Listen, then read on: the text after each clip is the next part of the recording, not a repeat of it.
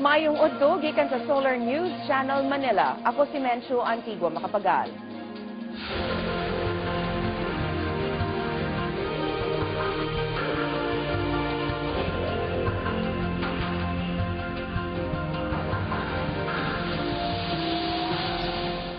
Ani ang mga balita alang sa Kabisayan ug Mindanao. Gihulagway sa Commission on Elections ug Philippine National Police nga generally peaceful ang barangay elections kagahapon. Kini bisan pa man sa nahitabong ballot snatching, pagpangrakrak ug pagpamusil ug uban pang gamayng problema sa pagpadagan sa eleksyon.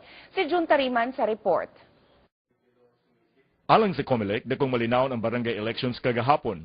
Mato ni Chairman Sixto Brillantes, hangtod kagahapon sa hapon, 18 lang ka election-related incidents ang ilang natala, ubus kayo kaysa gidaghanon ni atong 2010 elections.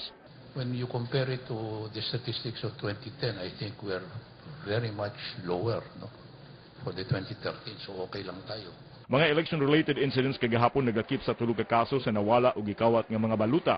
Duha ka kaso sa kalangan pagsugod sa botasyon tungod sa kalangan sa delivery sa election paraphernalia. Usa ka sunog, tulo ka strafing incidents ug laing tulo ka pagpamusil. Samtang 18 lang ang election-related incidents ng opisyal nga na-report sa COMELEC kagahapon sa hapon, ang DepEd mitaho og 44 ka election-related incidents. Base kini sa report sa mga magtutudlo kinsa nagsilbing sakop sa Board of Election Tellers. Gitaho sa DepEd ang kalangan sa eleksyon sa unong ka cluster precincts. 8% ang nakawatan sa mga baluta tungod sa ambush ug ballot snatching. Lakip na ang tulo ka insidente sa ARMM diin mga police recruits ang nagsilbing sakop sa BET. Gitaho sab sa Philippine National Police nga nagpabilin sa 40 ang gidaghanon sa election-related violence sukad pa niadtong September 28. Matod sa PNP, ang mga gidaghanon dili paigo nga makaapekto sa piniliay. Busa, giisip sa PNP nga generally peaceful ang barangay elections kagahapon. Hangtod kagahapon, pabiling anaa sa 22 ang napatay, lakip na ang 8 ka barangay kagawad ug 3 ka barangay chairman. Matod ni PNP spokesperson Senior Superintendent Wilvin Mayor, ang ubang kaso sa pagpamatay dili pa lang dugay, padayon pang giimbestiga kung kini may kalabutan ba sa piniliay. Apan mas daghan ang election-related violence karon itandit sa 2010 elections kanus aduna lamay 25 kahitabo ug 15 lang nini ang dunay patay. Sa liquor ban miabot sa 221 ang violators samtang 638 ang gun ban violators. Miabot sa 7,099 ka barangay ang giisip nga election hotspots, lakip na ang 150 nga areas of immediate concern. Sama sa mga nangaging eleksyon, balik-balik ang mga problema nga nasugatan kagahapon. Daghang senior citizens ug differently abled persons nagisod pagbutar. Gikinahanglan pa nilang musaka sa hagdanan padulong sa ilang presinto. Sa ubang areas, daghan ang na-disenfranchise kay wala na makakita sa ilang mga ngalan diha sa listahan. Jun Tariman, Solar News.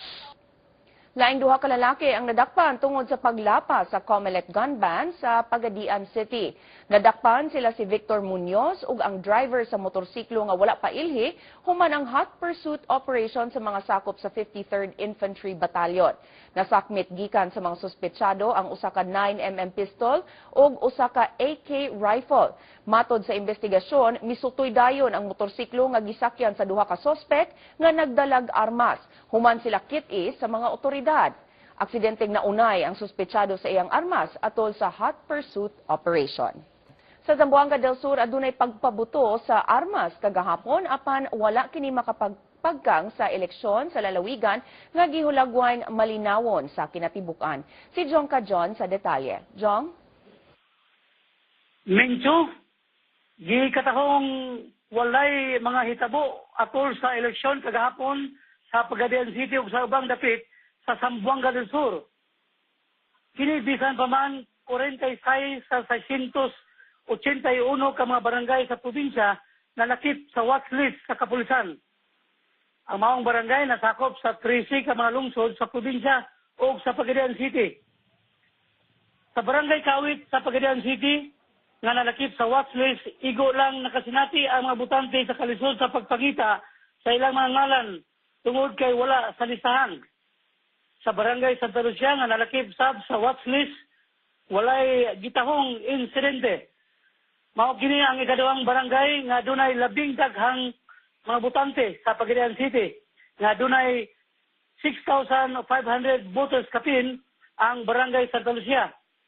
Matod sa hipis sa pulisan sa syudad, si Superintendent Glenn Dulawan, nga minor complaints lang ang ilang nadawat o nasulbad nga dayon. Giulan sab ang Pagadian City kagahapon sa hapon hangtod sa alas 6 UB sa gabi. Apan wala kini nakapakgang sa pagpadayon sa hapsay nga piniliay. Sa dimataling Zamboanga del Sur, gitaho nga adunay pagpangrakrak nga sa o gihimo sa wala mailhing mga lalaki kagahapon sa buntag dito dapit sa karaang merkado. Walay naangol sa tabo samtang wala sab nakadisturbo sa eleksyon sanglit layo na kini sa polling places. Menso, dili pa lang dugay atong nasayran nga nahunong ang canvassing kagabi sa usa sa mga presinto sa usa sa eskwelahan sa poblasyon San Pablo, Zamboanga del Sur. Sa diyang usa ka poll watchers gipusil o namatay dito ni nitabo gawa sa presinto.